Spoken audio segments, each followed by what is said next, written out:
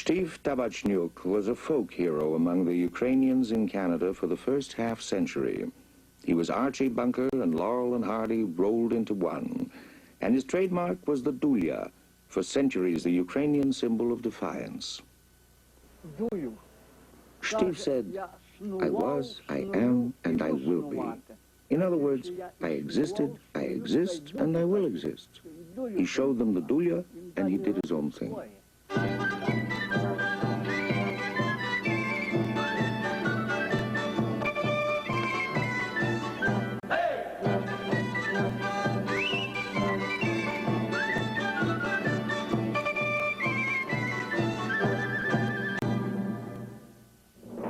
In the east was the Russian Empire of Tsar Nicholas. In the west was the Austro-Hungarian monarchy under Franz Joseph, and the Ukraine was divided between them.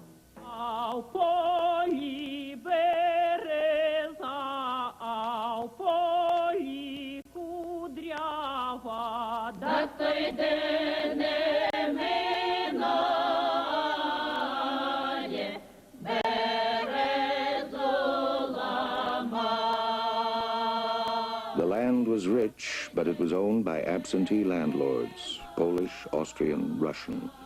Most of the peasants owned less than 2 acres, not enough to live on. Farming methods were primitive. Their lives weren't much different from that of their medieval ancestors. 80% couldn't read or write. They had the highest rate of suicide and the lowest standard of living in all of Europe. And the children, 1 in 5 died. There were rumors of quick riches and cheap land in Canada. Thousands abandoned Western Ukraine. Sometimes whole villages set out together to the land of promise.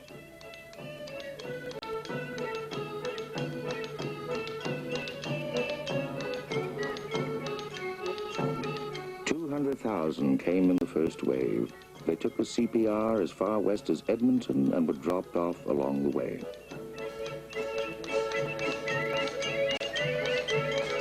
Edmonton, Mundare, Prince Albert, Saskatoon, Yorkton, Dauphin, Oakburn, Brandon.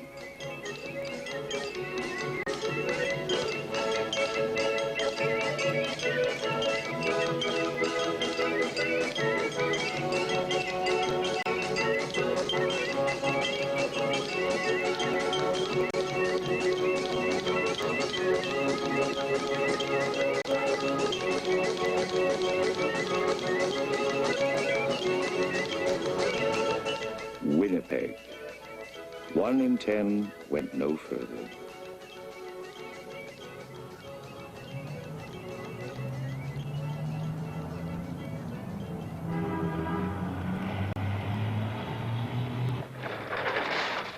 Jacob Maydanyk also made that journey. He's 90 years old and he's owned Providence church goods for the last 60 years. Some call him nationalist, some call him socialist. Some say he's Catholic, others say he's Orthodox. Some even say he's an atheist. Most people thought he died a long time ago. The story of his life began like any other immigrant's. His father was a Galician peasant and worked for an Austrian landlord. As a child, Jacob helped out, and for a while it seemed he would follow in his father's footsteps. But he would take a different path. His mother had other plans for him.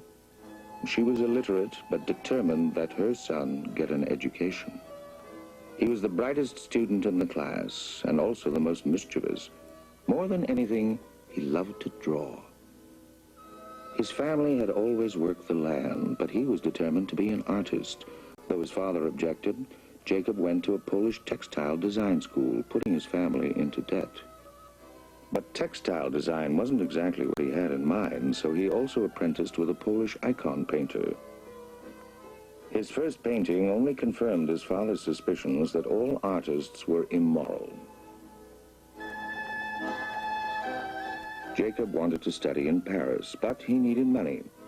So he set out for Canada in 1911 to get his share of the quick riches. It was to be a temporary stay. 70 years later, he's selling icons and rosaries on Main Street in Winnipeg. He's lucky if he gets a customer a day. He never thought he'd end up selling church goods when he first arrived.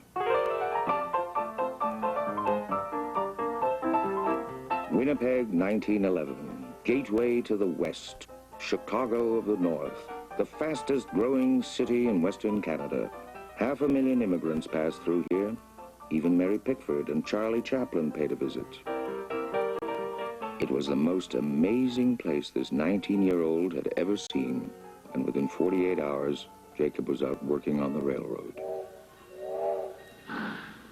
If he had known it was going to be like this, he'd never have left the old country.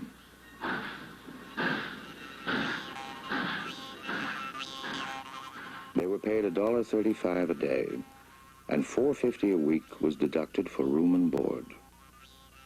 After 3 or 4 months, most of them were still broke. It wasn't much better than the life they had left behind.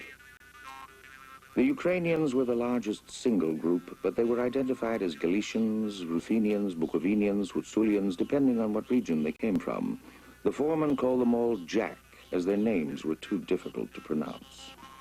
Over the years, 10,000 died in accidents. 100,000 were injured. Young Maydanyk worked among them and saw their predicament. He got an idea for a cartoon character called Shteef Tabachniuk.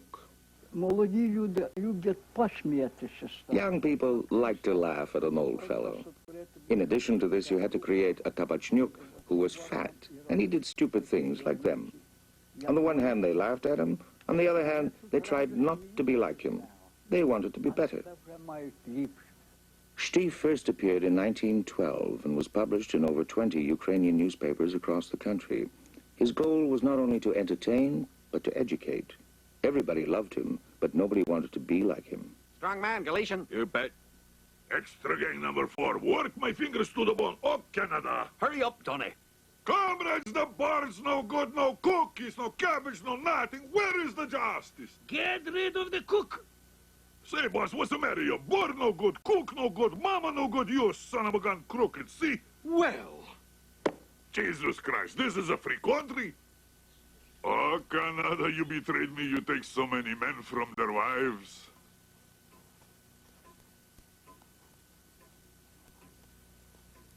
Years later, those memories are still strong. He paints Christ as a worker carrying a cross of railway tracks.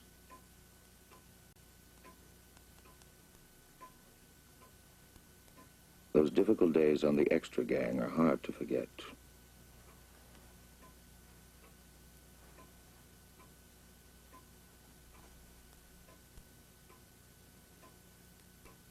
In those days, there was a strict caste system. The Anglo-Saxons called themselves whites, and they were management. The immigrants were called foreigners, and they were the workers. Jacob, being educated and refined, was suspected of being a white.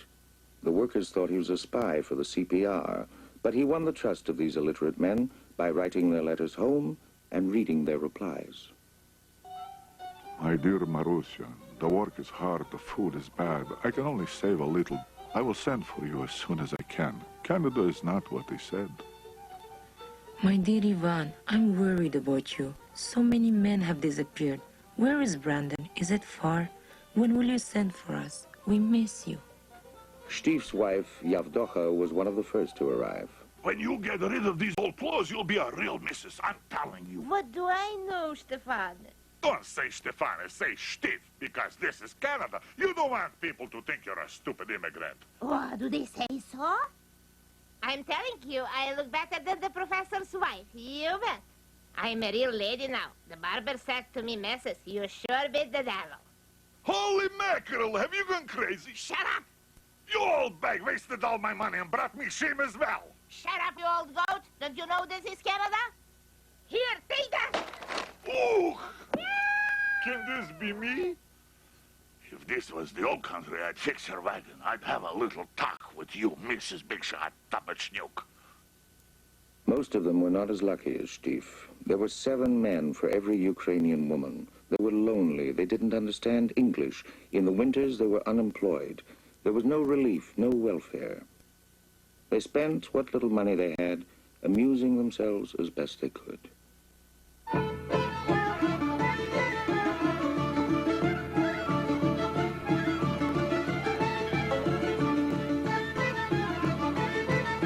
My own brew, fellows. It burns like gasoline. Дай Боже, boss. I'm the kind of guy who likes to share. I don't like to drink alone. Watch it, uncle. Policeman. I don't care. Halt! I want you. Hello, John. Want a drink? All right, mister. Tomorrow to court. No, have a heart. Can't you see my missus is crying? Hello, uncle. Christos Voskres. Tato said there are 2 more kegs. Bastards, just wait till I get out of here. Their behavior only confirmed the opinion of the establishment that the whites were superior. Winnipeg was dominated by a white Anglo-Saxon Protestant group who believed that to be Canadian was to be British. It was their golden age, and they lived in style. Mrs. Ross and her daughters imported their fashions from Paris, and the men drank nothing but the best champagne. From the velvet armchairs of the Manitoba Club, the St. Charles Country Club, the Winnipeg Board of Trade, the 100 families ruled the city.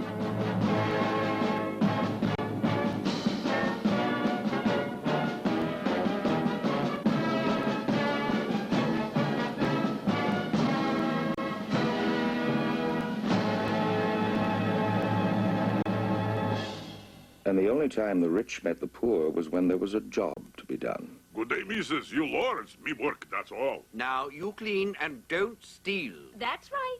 You tell him, John. Tell him not to touch any of our precious things. Slowly, slowly, my good fellow. Watch your step. You look after your own husband or you won't be bust for long.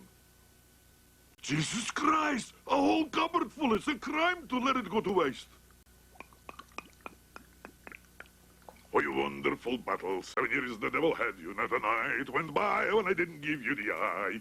Want a drink, John? Come on, you son of a gun, lazy bugger. Drink or I'll drink all myself. Steve, you're no gentleman. Get out of my house.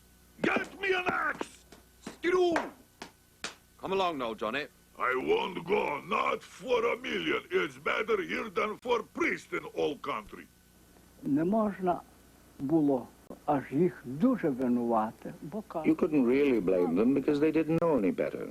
And they created troubles for us, it's true. були весілля, There'd be a wedding. вони там попили. They made their mark by fighting. Поліція вже готова. The police would be waiting with their paddy wagons for them. Була тут There was too much change and too much freedom. і завелика воля. Крім In addition to this, when he put on a fancy suit, I'm telling you, you couldn't even approach him. то туди не приступати до нього. That's why they created Тому scandals. вони робили нам скандал. The troublemakers were a small minority, but you wouldn't know it from the sensational headlines. After 4 months on the railroad, Jacob was still broke. He was also concerned with the jacks and the bad image they were creating for the community. He decided he could help. In 1912, he was accepted into the Ruthenian Training School in Brandon, established to provide bilingual Ukrainian teachers. He took his place in the front ranks among other young intellectuals. The atmosphere was definitely more to his liking. Besides, the job would pay more. Paris became a possibility again. His first job was in the Gimli district in a one-room schoolhouse. He taught 4 grades. And one day, he made a guest appearance in his own comic strip. Listen carefully, children. The Earth revolves on its axis in 1 day, and around the sun in 1 year. Yes, Wico, can I help you? Well, I didn't come here to look at you. Why are you filling these little bastards' heads with nonsense that the Earth revolves? Oh, are you interested in geography, Uncle? The Earth revolves, Uncle, and because of this we have night and day. It also revolves around the sun, and because of this we have the 4 seasons. The Earth is flat. Maybe your head is revolving, Professor. Not all his visitors were like Shteef. In the evenings, he taught the old people English, and they inspired him to continue his painting. Заспіваймо ми в Канаді, хоч робота нам не владі, лиш не треба шлінувати, треба добре корчувати. Є позички, є оріхи, мають діти досить тихі, є тут ягід подостаток, ще й півпеньок на додаток. The local people thought he was almost a saint, and at 22 he was considered quite a catch. He also had a few hidden talents.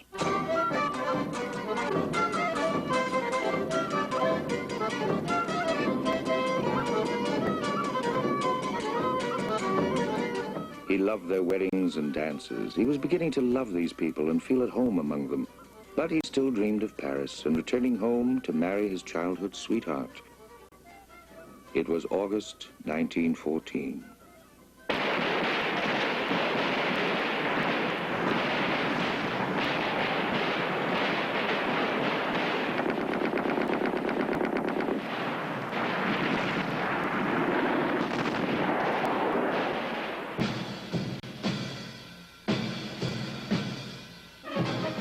Canada marched to war, but there was anger against the foreigners, particularly those from Austro-Hungary.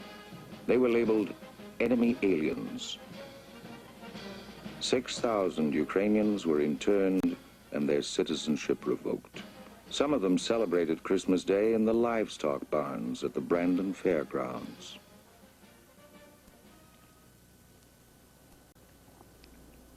The bilingual schools were closed. Maydanyk lost his job and he watched his Ukrainian school books burnt on the steps of the legislative building. War swept over his village. His sweetheart disappeared, never to be heard of again. Return home was impossible. The war was over, and as the boys were welcomed back, Jacob knew that he could never return home, never study in Paris. Without family, penniless, isolated in the rural areas, labeled a foreigner, he didn't know what to do. But salvation came in the form of his best friend, Bishop Budka, who advised him to come to Winnipeg and take over a church goods store. Winnipeg?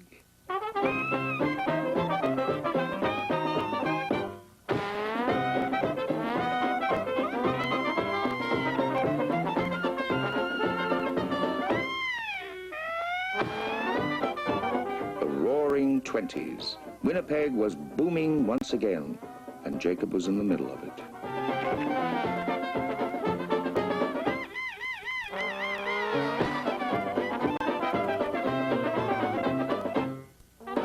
One day, the Ukrainian voice asked, "Why did our young artist get married so secretly and so quickly? And who is she?" She was a widow from Oakburn, Manitoba. Her name was Catherine Vasilka. She helped him open the church goods store. The year was 1920. Religion was strong, and Jacob filled orders from as far away as Australia. He employed over 30 people, and under his direction they painted icons and adorned churches from Winnipeg to Vancouver. Some of those churches are still standing, but now they're just a curiosity for the occasional tourist passing through.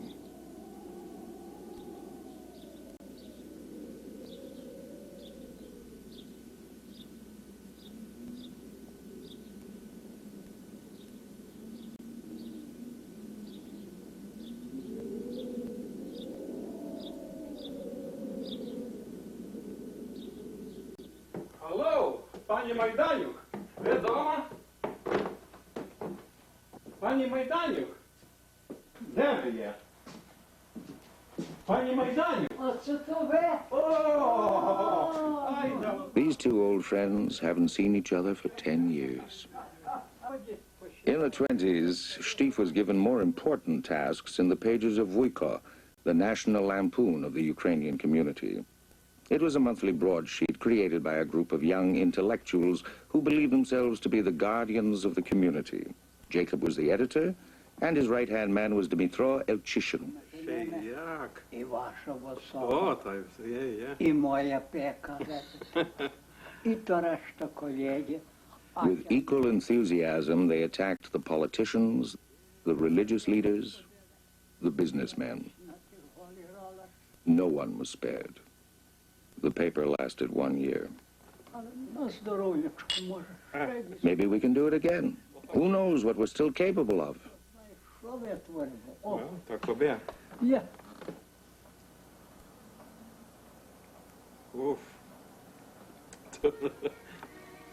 It was a prosperous time. His family grew and the community grew.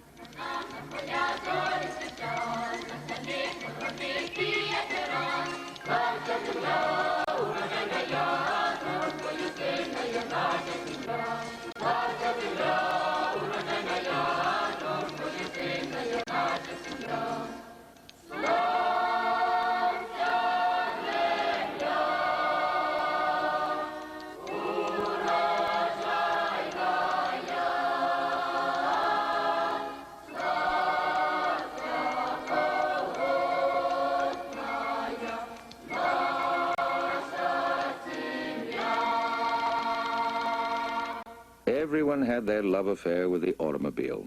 250 green ones, and don't argue. All right, but throw in the crank. Very good. Tomorrow I drive to town for a beer, maybe next year to the old country. Oh, what's going to happen now? I hope you guys had confession. It's bad enough when a cow runs away on you, but this thing is even worse. I'm going to drive around the house until she gets tired. Hurry, help, stop, or I'll beat you up. You should drive people, better drive the devil to hell.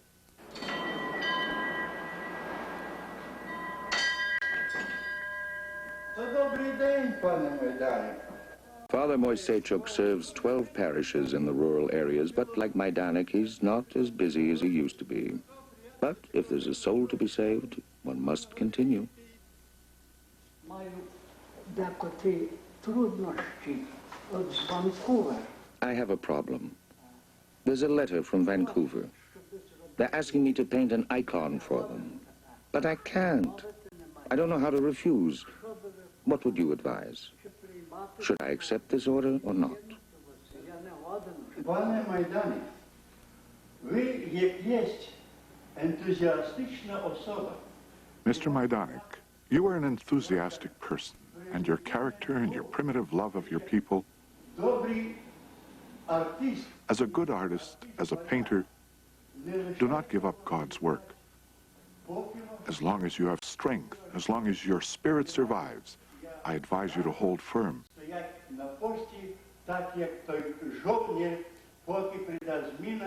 Because in time you will be justly rewarded in the kingdom of God for your work. I have no more time. I have to go. I wish you all the best, and may God bless you. Say hello to your wife.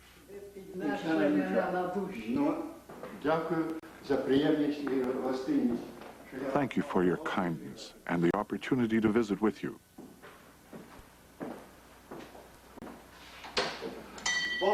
With God, goodbye.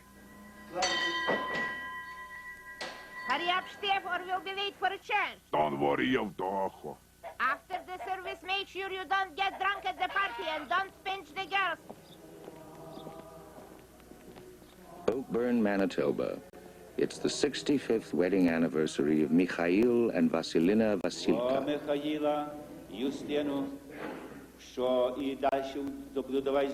Jacob was the best man at their wedding in 1913.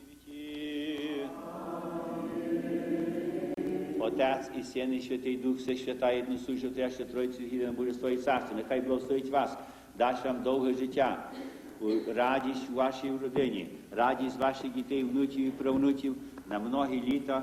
Амінь. Христос воскрес! Христос воскрес!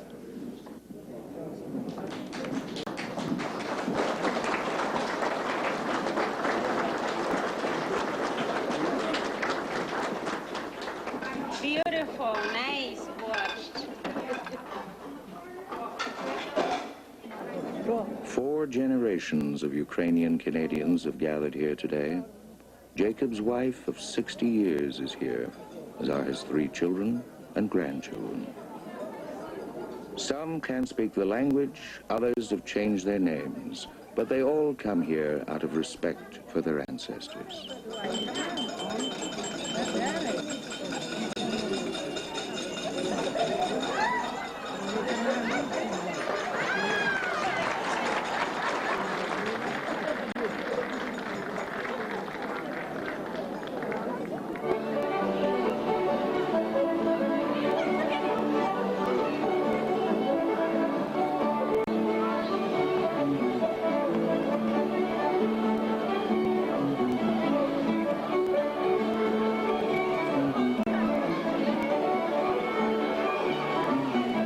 There was a time when everyone knew the name of Shteef Tabachniuk.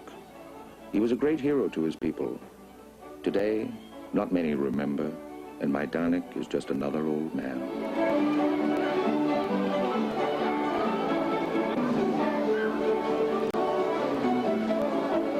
Well, we've finally arrived. We're part of Canada. But what price have we had to pay? What have we lost? Will she remember the language? Will she remember where she came from? Does it really matter?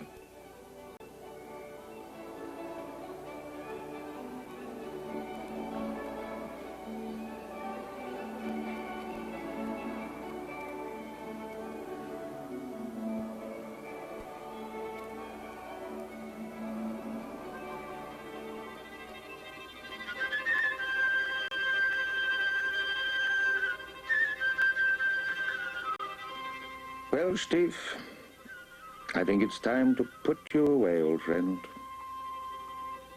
You've done your job. You've earned your rest.